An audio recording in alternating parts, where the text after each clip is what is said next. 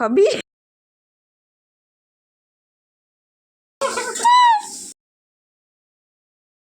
Hello বন্ধুরা, welcome back to my channel. আমরা চলে একটা নতুন ভিডিও। তোমরা সবাই কেমন আছো? আশা করি সবাই ভালো আছো, আর আমি তো অনেক বেশ ভালো আছি।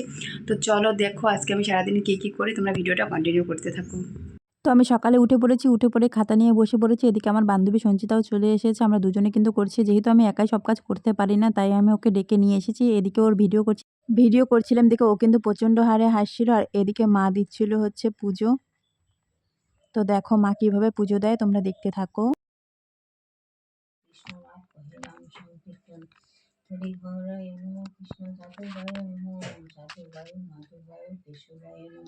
গোপাল গোবিন্দ নাম জীব ভূষণ গিরিধারী গোপীনাথ মদন মোহন শ্রী চৈতন্য নিত্যানন্দ জীবদত্ত সীতা হরি হরি বৈষ্ণব ভাগবত। তো দেখতেই পেলে মা কিভাবে পূজা দিচ্ছে। আর এদিকে হচ্ছে ও খাতা করতে করতে আবার মোবাইল দেখছিল, কারণ ওর দিদি ফোন করেছিল। আর এদিকে বুনু হচ্ছে শুয়ে আছে। তারপর চলে গেলাম আমি খড়ি বিক্রি করতে। কিছু লোক এসেছিল খড়ি নিতে। তো হঠাৎ করে সঞ্জিতা আমাকে ডাকলো, ওর বাড়ির থেকে নাকি ফোন করেছে, ওকে বাড়ি যেতে হবে, কিছু কাজ আছে। তাই মাকে বললাম রান্না হয়েছে নাকি। তো মা ওকে গরম গরম ভাত, বাঁধাকপির ঘন্ট আর সবজি দিয়েছে, আর ভেজ ডাল করেছিল। তো এগুলো দিয়ে ও খাচ্ছিল। তো আমি বললাম আরেকটু দিয়েই কিছু। ও বলে কি না আর লাগবে না। তারপর মাংসের তরকারি হয়ে গেল। তো মা ওকে মাংস দিল। ও বলছিল যে আর দিতে হবে না। তবুও কিন্তু মা জোর করে ওকে দিচ্ছিল, কারণ ও সবসময় নাই বলে। ওকে জোর করে না দিলে ও কিছুই খেতে চায় না। আমাকে বলছিল যে তুই কখন খাবি। তো আমি বলছিলাম তুই খেয়ে নে, আমি খাবো এখন। তারপরে ও দেখলো যে আমি ওকে ভিডিও করছি, তো কি বলে শুনতে থাকো। ভালো করে খেয়ে নে। এই দেখো শুনতে। তো তোমরা দেখতেই পেলেও একটা মুচকি হাসি দিল। তারপর আমি রুটি বানাচ্ছি আমার জন্য, যেহেতু খিদে পেয়েছে। আর এদিকে আমার সবজি এখনো হয়নি, তো ভাবলাম রুটি বানিয়েই খাই। তো আমি কিন্তু রুটি গোল করতে পারি না, আমি শুধু মেখে দেবো, মা কিন্তু গোল করে দিবে। তারপর এদিকে বাবা নিয়ে এসেছে আমার জন্য সয়াবিন। তো এদিকে মা বসিয়ে দিল সয়াবিন আর বাঁধাকপির ঘন্ট। তো এগুলো কিন্তু আমি খাবো। তো মা এদিকে রুটিটা গোল করে দিল, আমি কিন্তু ভাজছিলাম। আমি কিন্তু সবসময় রুটি ভাজতে বসে, মা কিন্তু গোল করে দেয়। আর এদিকে বাঁধাকপির সবজিটা অনেকটাই হয়ে গেছে, দেখতে পাচ্ছ তোমরা।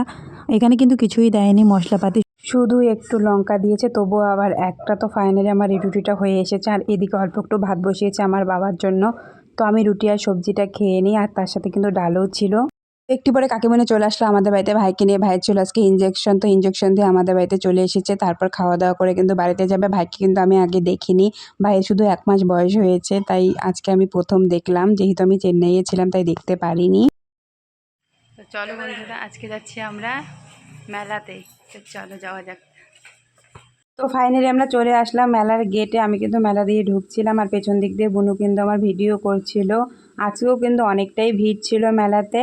আর সামনে কিন্তু আমার মা যাচ্ছিল, তোমরা দেখতেই পেলে। তো এই পাশে যে দোকানটা দেখতে পাচ্ছ, এটা কিন্তু চায়ের দোকান, আর উল্টো পাশে হচ্ছে কালী মায়ের মন্দির। তো চলো এবার তোমাদেরকে মেলাটা ঘুরিয়ে দেখানো যাক। মেলা কিন্তু অনেকটা বড় তাও নয়, অনেকটা ছোট তাও নয়। কিছু দোকান এসেছে। সরস্বতী পুজোর দিন কিন্তু অনেকটাই ভিড় ছিল। তোমাদেরকে বলেছিলাম যে আমি একটা গোপাল কিনবো, সেদিন কিনতে পারিনি, কিন্তু আজকে কিন্তু আমি গোপাল কিনেই ছাড়বো।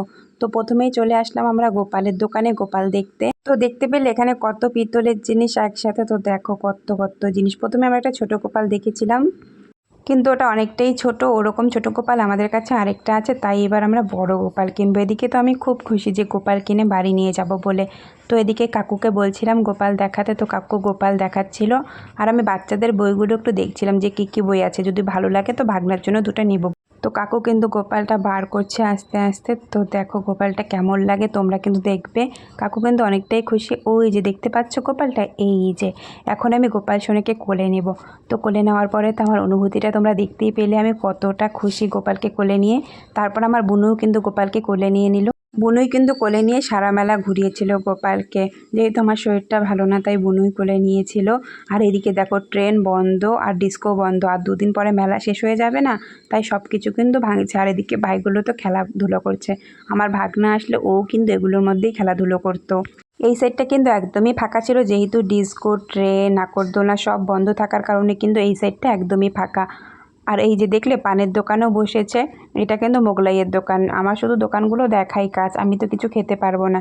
আর এমনিতেও আমি মেলায় গিয়ে কিছু খাই না, যেহেতু আমি নিরামিষ খাই, তো মেলার জিনিস আমি খাই না। আর এদিকে তারপরে কসমেটিকের দোকানটায় গেলাম, গিয়ে কিছু কেনাকাটা করলাম, করার পরে শুধু আমরা পপকর্ন কিনেই কিন্তু বাড়ি চলে এসেছি, আর কিন্তু কিছু কিনিনি। আর এদিকে দেখো বুনু গোপাল সোনাকে কত সুন্দর করে কোলে নিয়ে যাচ্ছে। তারপর চলে আসলাম আমরা 10 টাকা 20 টাকার দোকানে, ওখান থেকে শুধু 2টা নেল পালিশ আর মা একটা রুমাল কিনেছে, ব্যাস অতটুকু কিনেই কিন্তু আবার বেরিয়ে পড়লাম। তারপর কিন্তু এই যে গোপাল সোনাকে আমি কোলে নিয়ে নিলাম।